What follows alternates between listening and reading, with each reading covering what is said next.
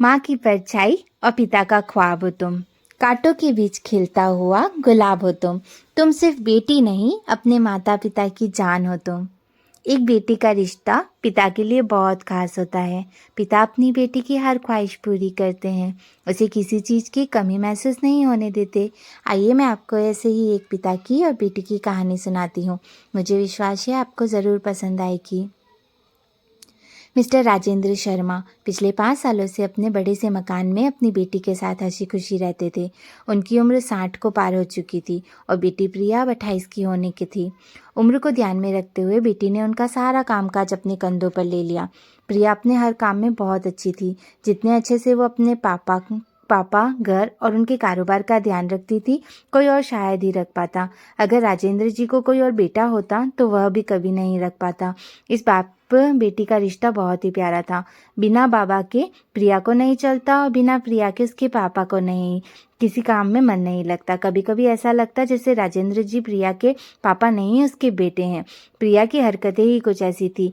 बाबा को सुबह जल्दी उठकर ज़बरदस्ती वॉकिंग के लिए भेजना और छोटे बच्चों को जैसे दवाई पिलाते हैं वैसे पापा की दवाइयाँ उन्हें खिलाना। और प्रिया का बर्ताव अपने पापा के साथ बिल्कुल वैसा ही था जैसे किसी माँ का अपने बच्चे के साथ होता है। प्रिया के पापा भी कुछ कम नहीं थे। जब जब प्रिया उन्हें दवाई खाने के लिए देती तो आधी दवाई खाते और आधी छुपा लेते, लेकिन प्रिया की नज़रों से बच नहीं पाते थे। फिर वह उनके सामने खड़ी होकर सारी दवाई उन्हें ज़बरदस्ती खिलाती। रात को प्रिया के सोने के बाद चुपके से किचन में जाकर फ्रिज से मिठाई चुरा कर खाना। बाबा की ऐसी शरारतें भी प्रिया पकड़ लेती थी। पकड़े जाने पर बाबा पानी पीने का बहाना करते, लेकिन प्रिया उनको समझाती कि मिठाई हानिकारक है। बाबा को याद दिलाती कि पिछली बार उनका शुगर लेवल कितना बढ़ गया था। अपने ही घर में अब मैं मिठाई नहीं खा सकता, बड़बड़ाते हुए नाराज होने की एक्टिंग करते हुए बाबा किचन से चले जाते। फिर प्रिया उन्हें मनाने के लिए एक मिठाई का टुकड़ा पापा के पास लेकर जाती और फिर वो दोनों उसे आधा आधा बांट कर खाते। दोनों के चेहरे पर बड़ी स्माइल आ जाती। बस ऐसे ही दोनों की जिंदगी में हंसी खुशी कट रही थी।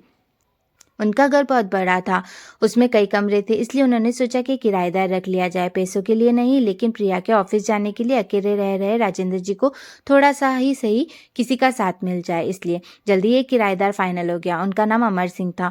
उम्र उनकी 50-51 की होगी। एग्रीमेंट पेपर बनाने के दौरान पहली बार वह राजेंद्र जी और प्रिया से मिले। उन्हें दोनों से मिलकर काफ़ी अच्छा लगा और अब अमर सिंह अपनी बीवी के साथ राजेंद्र जी के घर पर किराएदार के तौर पर रहने लगे। थोड़े दिन बीते थे, लेकिन अमर सिंह राजेंद्र सिंह से अच्छी तरह घुल मिल गए थे। वह दोनों सुबह सुबह अब साथ में वॉकिंग के लिए जाया करते थे। कभी वह अमर सिंह के साथ तो कभी अमर सिंह और उनकी बीवी प्रिया और राजेंद्र जी के साथ डिनर किया करते। एक सुबह जॉगिंग के दौरान अमर सिंह ने कहा कि आप और प्रिया अकेले ही रहते हैं, आपको तो काफ़ी कुछ मैनेज करना पड़ता होगा। आप कैसे सब इतने अच्छे से संभाल लेते हैं? अजी मैनेज क्या करना है, मेरी होशियार बेटी के लिए सब से कुछ भी नहीं है। प्रिया सब इतने अच्छे से संभाल लेती है कि मुझे किसी बात की कोई चिंता ही नहीं है। राजेंद्र जी ने मुस्कुराते हुए कहा, हाँ वह तो ठीक है, लेकिन अब प्रिया ससुराल चली जाएगी तब आपके लिए सब मैनेज करना बड़ा मुश्किल हो जाएगा। आपका कोई बेटा भी तो नहीं है और आप अकेले ही इतने बड़े घर में रहते हैं। अमर सिंह ने अपना विचार बताते हुए कहा। राजेंद्र जी के चेहरे के हाव भाव बदल गए। वह अमर सिंह से कुछ कहना चाहते थे लेकिन नहीं कहा और बात बदलने के लिए उनसे पूछा, खैर वो तो सब जाने दीजिए, आपके कितने बच्चे हैं? अमर सिंह ने छाती चौड़ी करते हुए कहा, मेरे 2 बच्चे हैं, दोनों ही लड़के हैं और दोनों ही अमेरिका में रहते हैं। राजेंद्र जी को लगा जैसे अमर सिंह ने उन्हें ताना मारा रहे हों, लेकिन फिर भी उन्होंने कुछ नहीं कहा और वो जॉगिंग करके अपने घर लौट आए। कुछ दिन राजेंद्र जी ने अमर सिंह को अपने साथ खाने के लिए बुलाया, क्योंकि अमर सिंह की पत्नी किसी काम से बाहर गई थी और वह अकेले थे। अमर सिंह, राजेंद्र जी और प्रिया डाइनिंग टेबल पर बैठकर खाना खा रहे थे। पहला निवाला खाते ही अमर सिंह ने खाने की तारीफ करते हुए कहा, प्रिया बेटा तुमने आज खाना बहुत अच्छा बनाया है। राजेंद्र जी ने गर्व महसूस करते हुए कहा, हाँ मेरी बेटी बहुत अच्छा खाना बनाती है। अमर सिंह जी बल पड़े, यह तो बड़ी अच्छी बात है, उसके ससुराल वाले बड़े खुश रहेंगे। प्रिया उनसे कुछ कहना चाहती थी, लेकिन राजेंद्र जी ने उसे रोक दिया और बात बदलने के लिए प्रिया से पूछा, कारोबार कैसा चल रहा है, कोई दिक्कत तो नहीं हो रही है? प्रिया ने कारोबार की सारी जानकारी और स्थिति अपने पापा को बताई, जिसे अमर सिंह ने सुन रहे थे और वह प्रभावित होकर बोले, वाह प्रिया बेटा, मानना पड़ेगा, जिस तरह से तुम सारा कारोबार संभाल रही हो, तुम राजेंद्र जी की बेटी नहीं बेटा हो बेटा। अब राजेंद्र जी ने इससे रहा नहीं गया। उन्होंने कहा, पता नहीं क्यों आप सभी लोग बेटी को बेटे के साथ कंपेयर करते हो।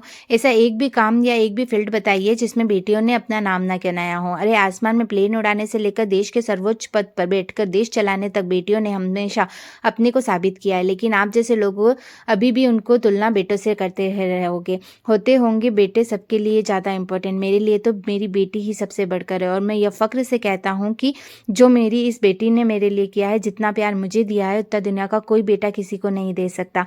चलिए मैं आपसे ही पूछता हूँ, आपके 2 बेटे हैं ना, बताइए वो साल में आपसे कितनी बार मिलने आते हैं? अमर सिंह जी, दुनिया बदल चुकी है, अब आप भी बदल जाइए। बेटी को बेटी ही रहने दीजिए, उसे बेटा बनाने की कोशिश मत कीजिए। आप जब भी किसी बेटी का सम्मान करेंगे तो एक बेटी की तरह ही करना। ऐसा कभी मत कहना कि तुम बेटी नहीं बेटा हो। ज़रूरी नहीं कि चिरागों से ही रोशन हो जहाँ, घर में उजाले के लिए एक बेटी ही काफ़ी है। धन्यवाद।